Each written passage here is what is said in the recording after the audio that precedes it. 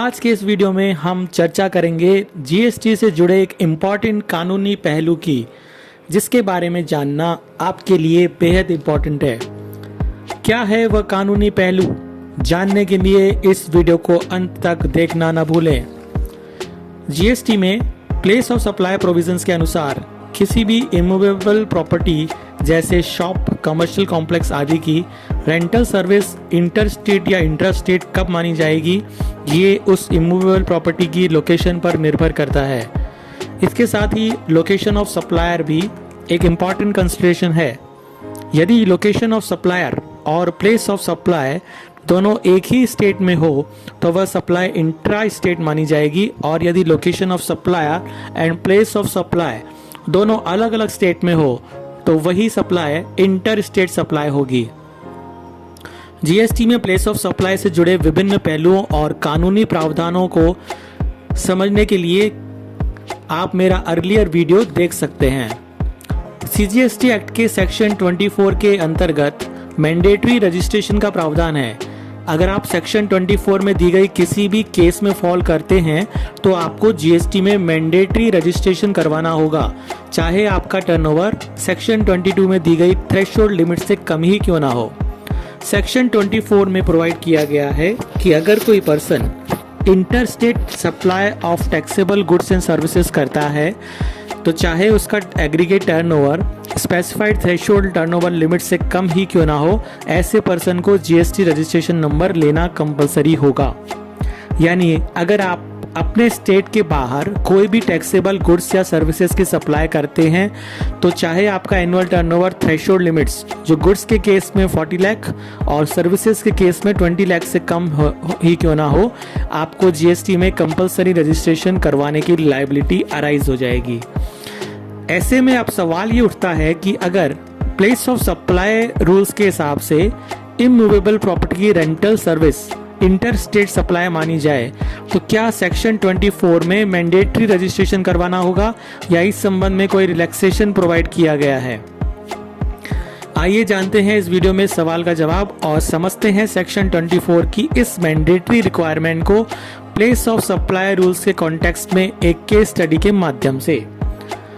Mister x एक unregistered person है और जयपुर राजस्थान में लोकेटेड हैं।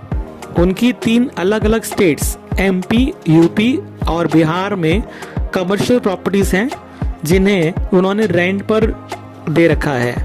मिस्टर एक्स के नेम पर और कोई भी बिजनेस नहीं है और तीनों कमर्शियल प्रॉपर्टीज पर टोटल रेंटल टर्नओवर 20 लाख से कम है।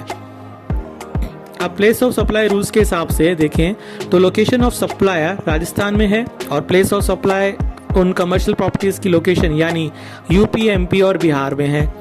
तो इससे साफ है कि location of supplier and place of supply दोनों अलग अलग स्टेट्स में है and place of supply provisions के अनुसार ये एक इंटर स्टेट सप्लाई है।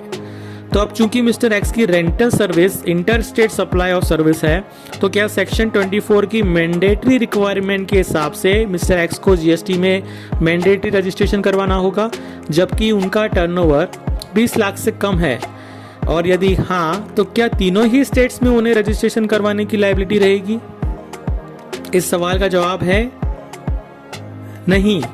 नोटिफिकेशन नंबर 10/2017 IGST डेटेड 13/10/2017 में ये प्रोवाइड किया गया है कि inter state supply of services के केस में यदि सप्लायर का aggregate turnover pan India basis पर 20 लाख से कम है तो इंटर स्टेट सप्लाई होने पर भी उसे जीएसटी में रजिस्ट्रेशन नहीं करवाना होगा। ये नोटिफिकेशन सेक्शन 23 के अंतर्गत इशू किया गया है और सेक्शन 23, सेक्शन 22 और सेक्शन 24 से इंडिपेंडेंट सेक्शन है।